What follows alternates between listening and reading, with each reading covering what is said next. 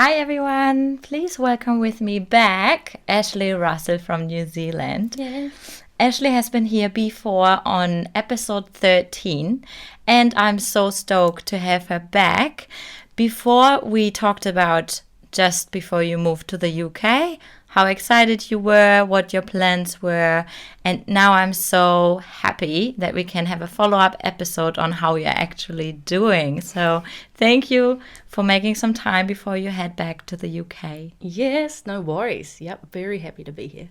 Very cool to be back. Yes. Recapping. I love it. Yeah. It's so cool to kind of have that whole emotion chaos from when you left to now seeing like what came through, what didn't happen, all of this. So let's dive right in. Yay. Yes. How is it going? Good. Yeah. Well, I've been here in New Zealand for the last 3 months. Wow. So that's been nice. But yeah, in England, it went generally well. Yes. But like very interesting because I was mainly just working. Yeah, so but I just went over there, started a job with the same company that I was working for over here. So I just transferred. And it was interesting. That was interesting. And then outside of work, I didn't do a lot, which I think was probably a good thing because I just needed time to settle in. But yeah, so I just met all my friends through church, which was really nice. And then I went to Europe in April. And then we did 4 countries, Spain, Portugal, France, and Italy. Right. Me and my friend Sandra, which was beautiful. But yeah, so generally good overall. Right. And then now I'm fantastic because I've been literally not working for the last 3 months. So can't complain. So now I will dive into the nitty-gritty bits Gritty-nitties. because that was a nice overall how you're doing. Thank you. But Tried. of course I know a little bit more because I followed up earlier. But can you tell us a little bit on how did you feel like adjusting as a Kiwi person with the culture in the UK? There are some common things, but did you feel like it was hard to just get used to the different culture?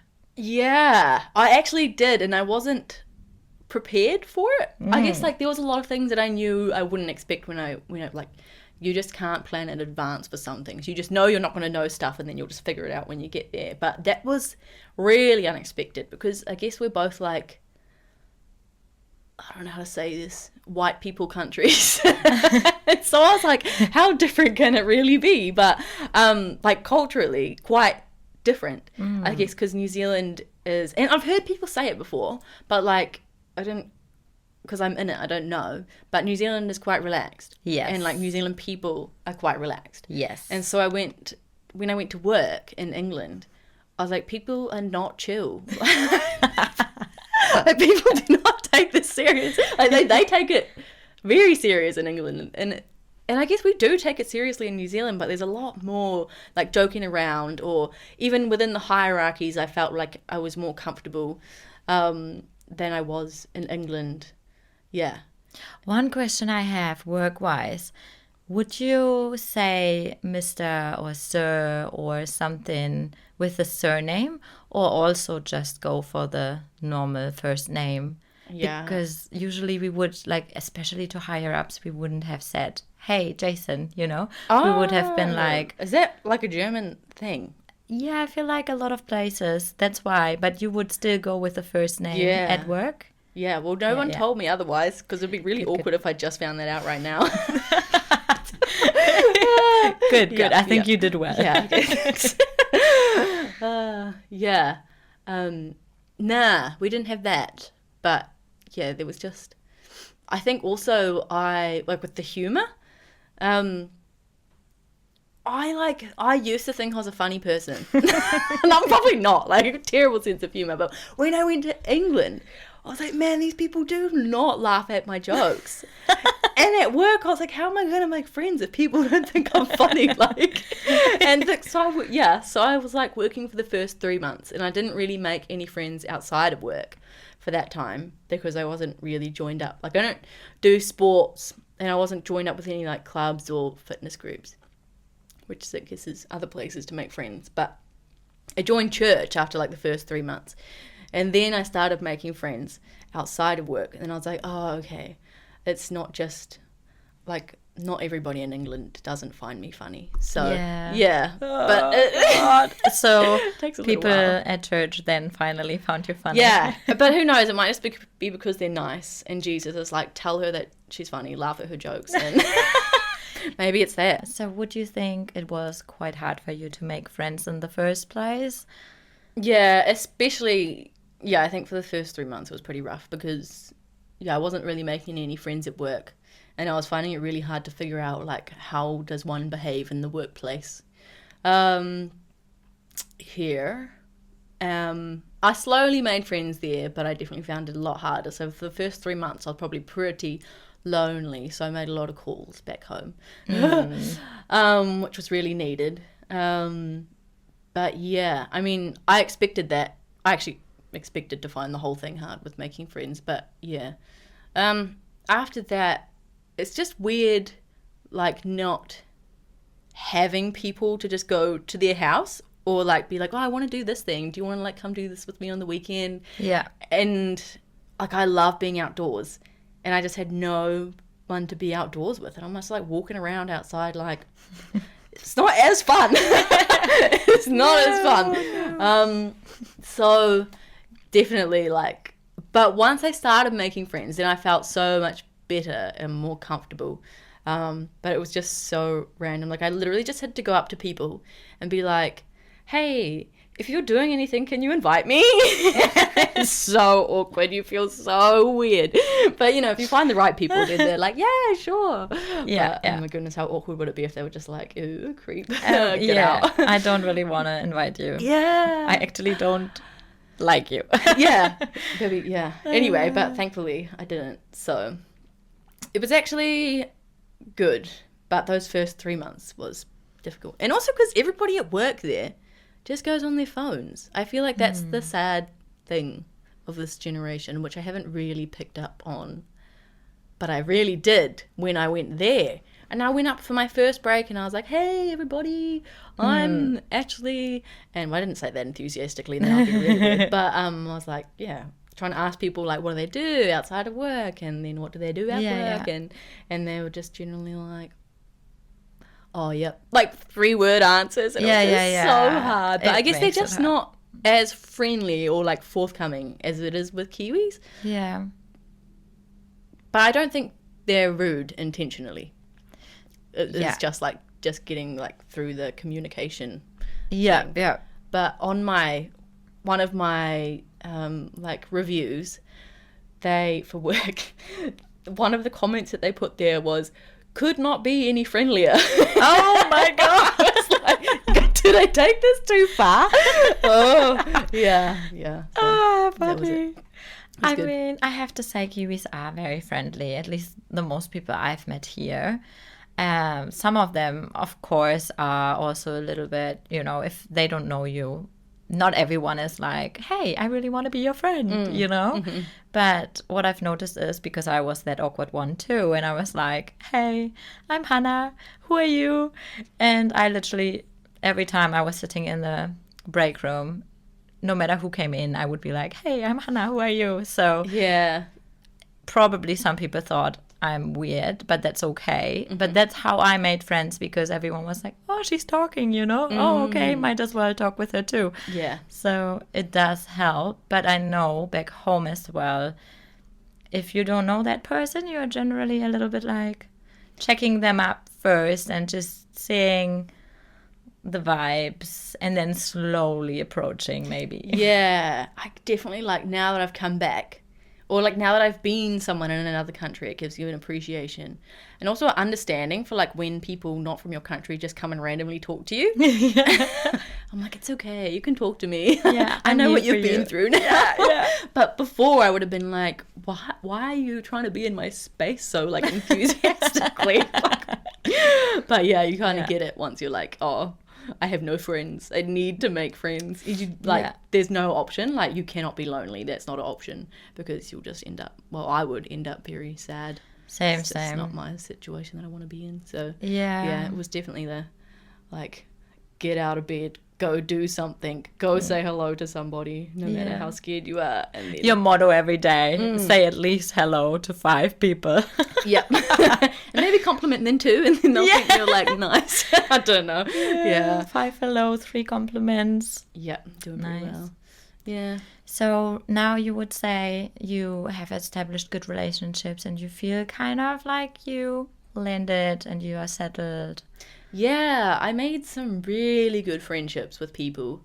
So the first place that I moved into was just like a place that I found out online with this random lady. And she was nice enough. But then I met some friends elsewhere, and this girl, Emily, bless her soul, she was like, you should just move in with my family. And I was like, I'm not too fast with where I am right now. Like, do I really want to move? And then she's like, just come over for dinner. Like, have a look. And I was like, okay. And then her mum made such amazing food. And then they were like, we have a music room. And I was like, no way. So they showed me the music room, and then they showed me the room that they had spare, and it was like gigantic and had an ensuite. And I was like, okay, well, Sold. basically, yeah. I was like, there's no debate really. So I moved. So moving in with them was really good because they were all real friendly. Yeah. Yeah, like I'll get my dinners cooked for me. Oh my and God. they'll like take me out to do stuff. So really landed on my feet there. Like that's just a massive blessing. And then yeah, I've made some really good friendships really fast for me. I feel like it's taken me lots of years in New Zealand to make like deep friendships, but that's probably just because of my age and stage. But now I'm a lot more confident in like reaching out to people, I guess. Yeah. And then just talking with them and being friendly in general. So I just feel like I have become better at portraying that I want to be friends, or they were all just really friendly, you know? So yeah, I made at least like 4 or 5 decent friendship that I feel like I can build on. Nice. And then more that I want to go back and like work on. And that's exciting. Yeah. Yeah, I'm so glad to hear that because I know how hard it can be. I'm like you in that case because I'm not seeing myself going somewhere and then not having any friends and just being by myself all the time. That's just not me. So I can totally relate. And as said, like I have had the same experience where I sometimes am really socially anxious. So I'm definitely also getting out of my comfort zone to make friends. Yeah. But that's what I want, right? I want friends. I want to meet people. So that's what I have to do. You gotta do it. You just gotta push through a little bit. Yeah. And the reward is like massive. I mean, it's amazing to see what friendships you build. I know there's a lot of talk at the moment as well about how hard it is as an adult to actually make friends, especially in our time and age with like social media and phones and technology and stuff, which can connect but also can separate us quite a bit and isolate us. So in that way, it's just so nice to say, you know, when you're open, it's rewarding because people generally all want to be part of something, right? And have friends and want to be liked as well. So I've listened to a podcast where it also said that the more people you like, they will like you back. If you don't like people, people will also stay away from you. I mean, it makes sense. But it does. Like, it's more like a correlation of if you have a long list of people you like, you're more likable yourself, which is pretty cool. And as you can tell, it kind of works when you put yourself out there. Yeah. I feel like I generally do get along with people. So yeah, there's not many people I don't like, eh? I feel like I'm very lenient or tolerant. Let's keep it this way. Yeah. All right. Was there anything you can think of? I mean, it has been 1.5 years now already. Eh? Yeah, that's insane. Yeah. Was there anything, especially when we last talked like 1.5 years ago in our episode, that you thought you totally expected this and this to happen or this and this to be like that, and then it was just completely the opposite? Yeah. Yeah, there were things, I guess, that I expected. One was like, I think the two main reasons that I went over there was like my family, because my mum's half British, half German, and she grew up in London. So I was like, I wanted to go and meet like her side of the family properly as an adult, and make some relationships with them. And because my cousin had just had a baby, oh my goodness, she's so cute. And then I wanted to start making music. And so I was like, oh, I just want to get into a band. I'm like, England will have more people. And just like, I did neither. I did definitely like go and spend time with my family in London, but I was living 2 hours away. So getting there was a bit of a mission. Like, I did eventually get a car, so that was good. But then like the transport is so expensive. Like the train's so expensive. It was like breaking my bank anytime I went to go on the train, which shows you how small my bank is. But anyway, so I did get to spend time. Didn't get to spend as much time with the baby as much as I wanted to, but she's so adorable. Like, I just wanted to take her back with me. I'm like, this is mine now, she's mine. So I would have loved to be able to spend more time with her, but I think just like trying to meet up with people, I feel like in New Zealand it's very common to just drive 2 hours here or 3 hours there because everyone lives so far apart. Like I've driven 45 minutes to get here, and it's just like, you know, just what you do, especially because I'm from the farm. And if I ever wanted to get anywhere, it's like at least 45 minutes. But in England, it's like, people don't generally just randomly drive that far on a random day. So it was a bigger thing to get past to like go to London, I guess. But yeah, I did make some, like, I was really happy to meet my grandma because I'd met her as a kid multiple times. I don't really form like a proper relationship, so that was really cool, interesting, and very interesting family, like so different from my family over here. But very fun. And then in terms of like the music and stuff, like I just did nothing. I think I was just like spending so much time or like mental energy just trying to like settle in and then make friends and like figure out what am I going to do with myself, and just like coping with working in a new environment. So I just didn't really do any of that, which is kind of disappointing, but it doesn't mean like I'll never be able to do that ever again. I wanted to say you still have time now since you're settled. Maybe that's the thing you will start picking up. Well, especially as I start meeting more and more people again, because I feel like that'll snowball. I'll meet people and then they'll know people, and then, you know, you just kind of get into circles. And I think that at some point I will definitely meet some musicians who want to make music with me. But I wrote one song. Right. And we wanted to work on our little thing as well. Yeah, I know. It's just like when you're just trying to like survive or get in somewhere, there's no space. Like creativity just like falls to the bottom of the priority list, But it's something you really have to discipline yourself in making time for. Otherwise you just never get around to it. It's not like a natural thing that just pops up, unfortunately.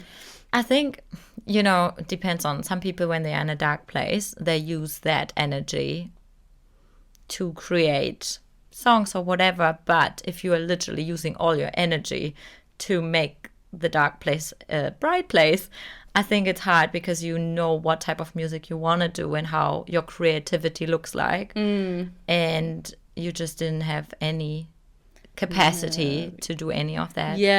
Not at all. And I also think one of my big problems is that I studied music.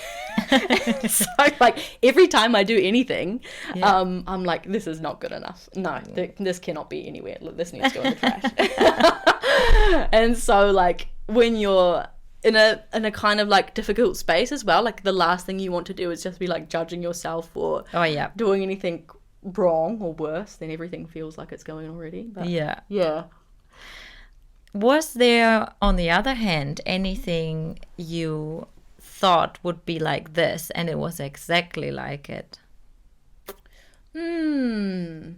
I actually had no idea what to expect when I went to England. Like, I Yeah. had no idea. But, yeah, I guess there was things that, like, exceeded my expectations. That's good. Yeah.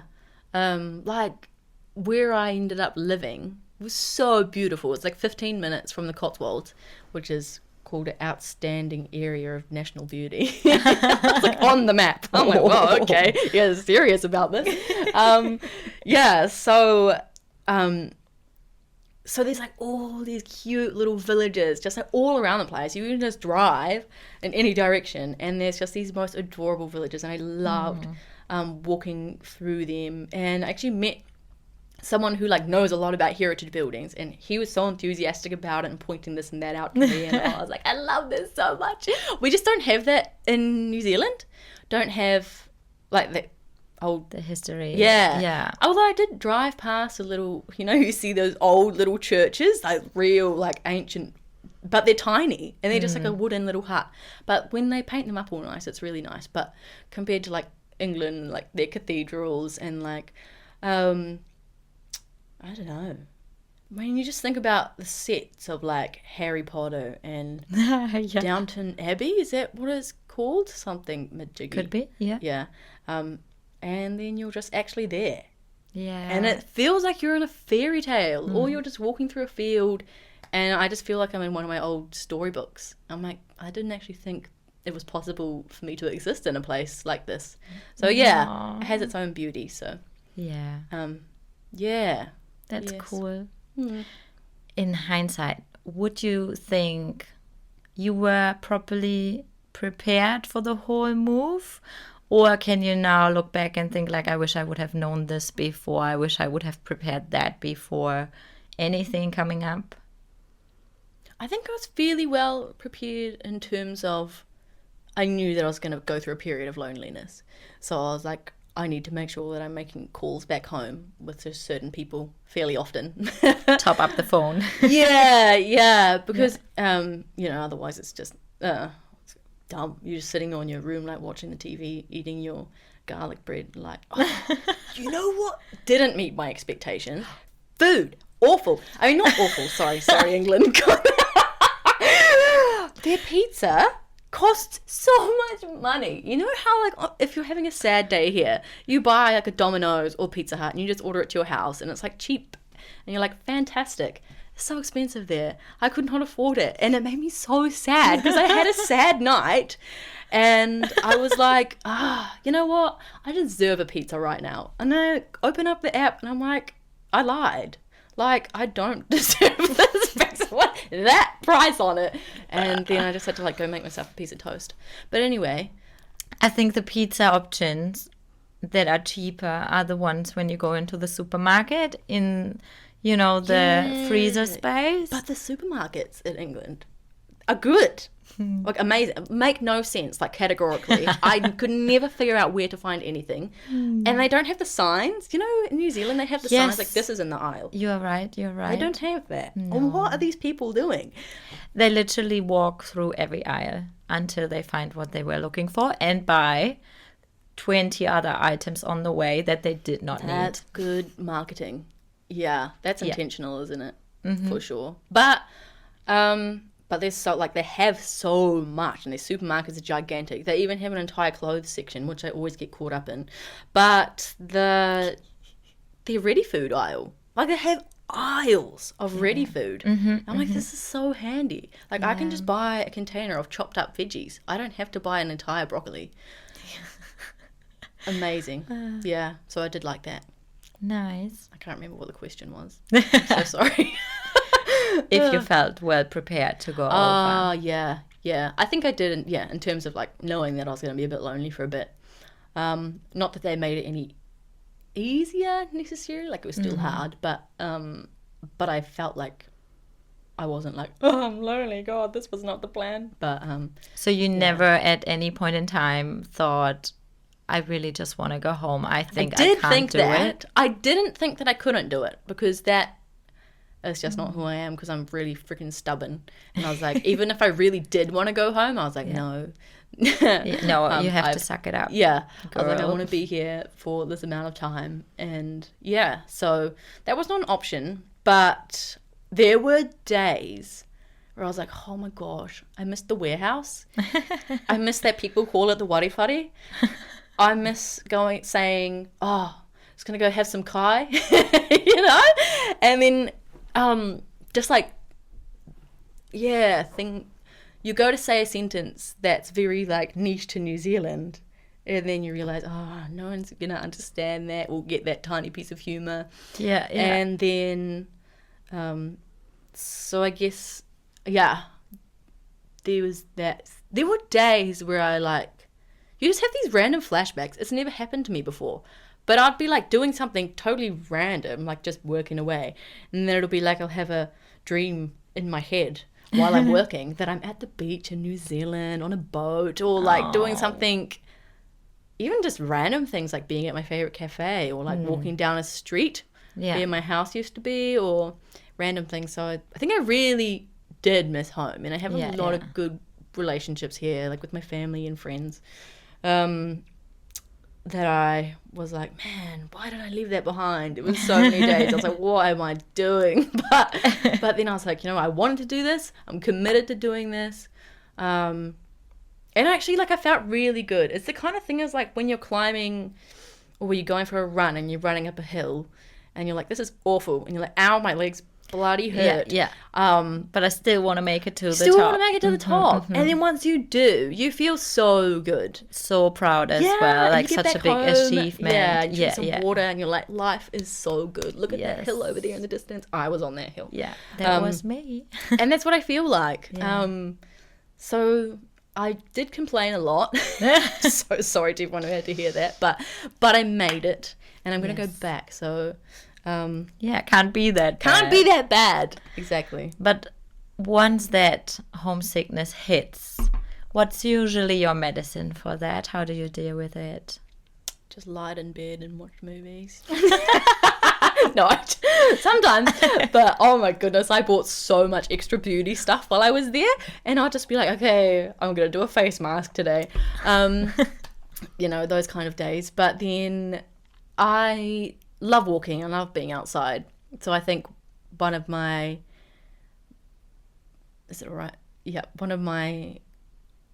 sadness antidotes was definitely just like going out and walking around. And they put up a playground near my house, which the kids weren't at while they were at school. So I'll just go and sit on a swing or grab a book. I got so into reading.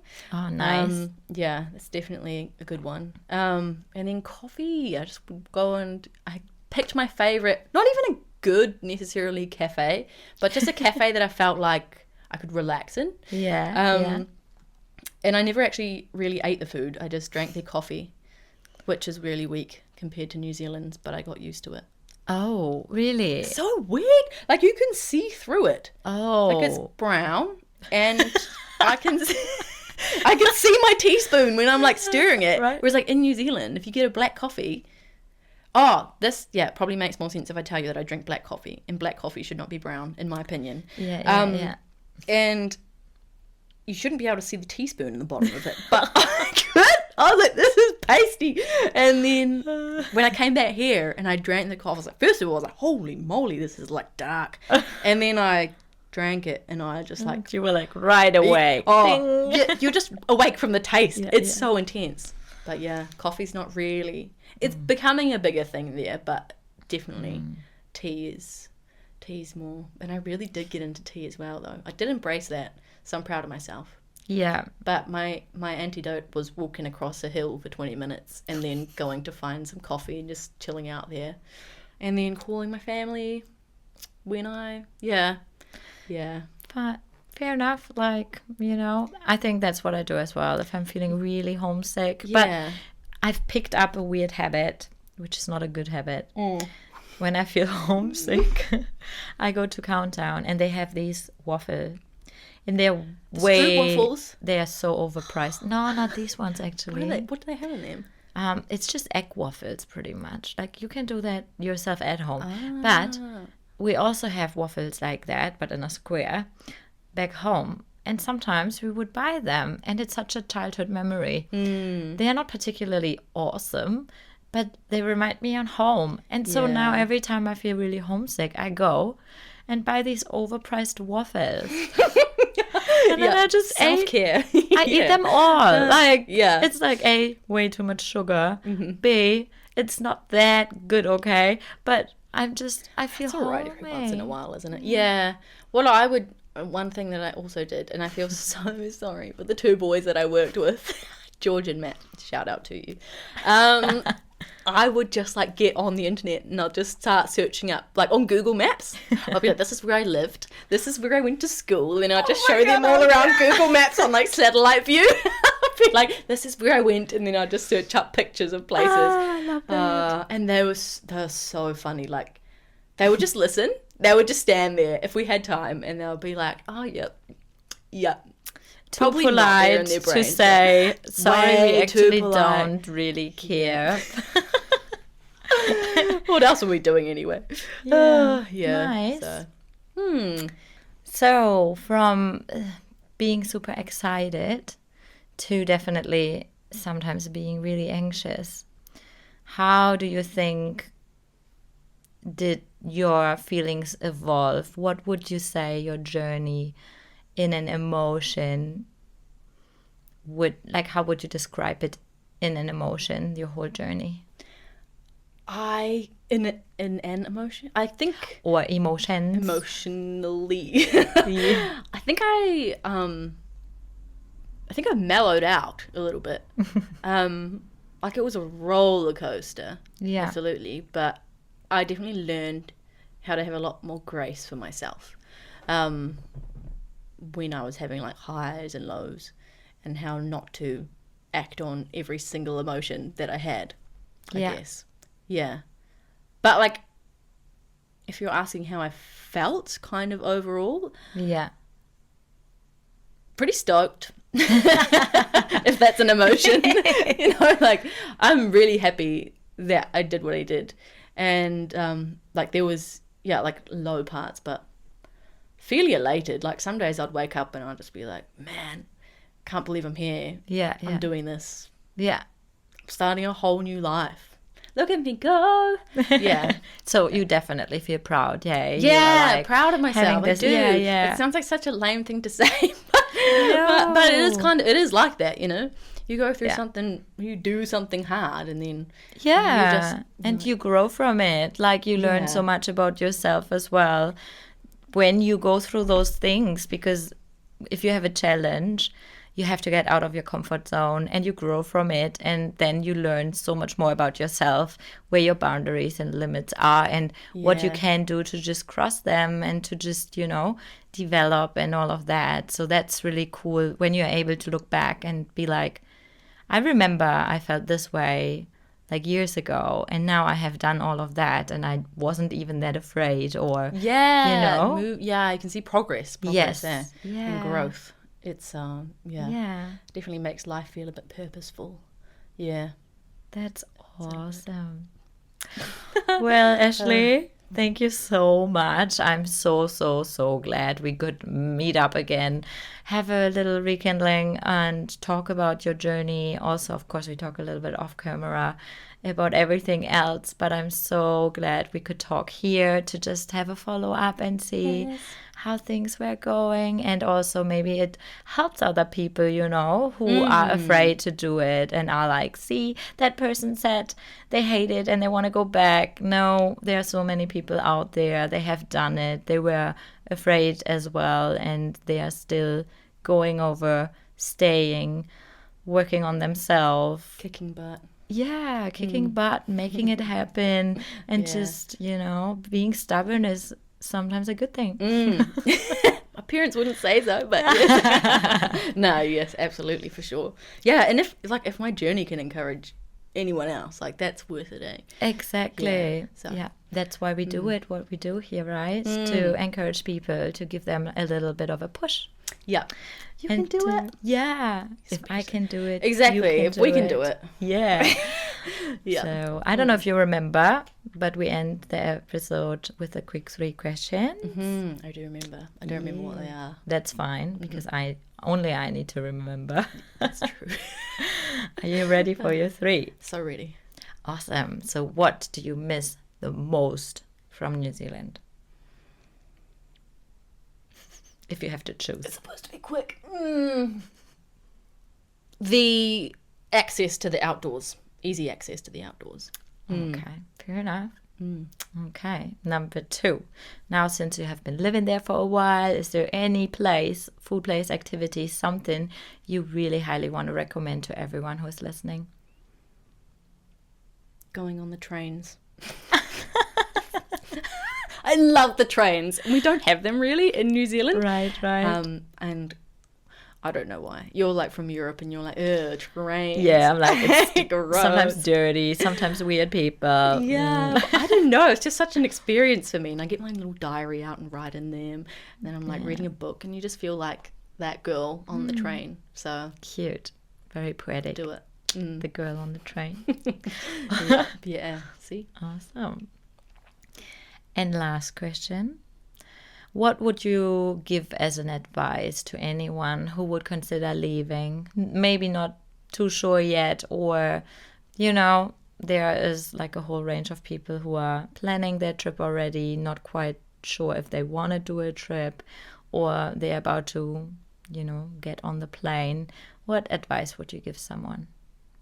I think making relationships a priority, because you make relationships with people and they can help you with so many things you don't realize. Yeah. Or like fill in gaps that, you don't realize you might struggle with or not be able to see. I just think, first thing when you get anywhere is just make relationships, be kind to people, and be humble and realize how much you need people. Don't be proud. Don't be like, oh, no, it's fine. I don't need that.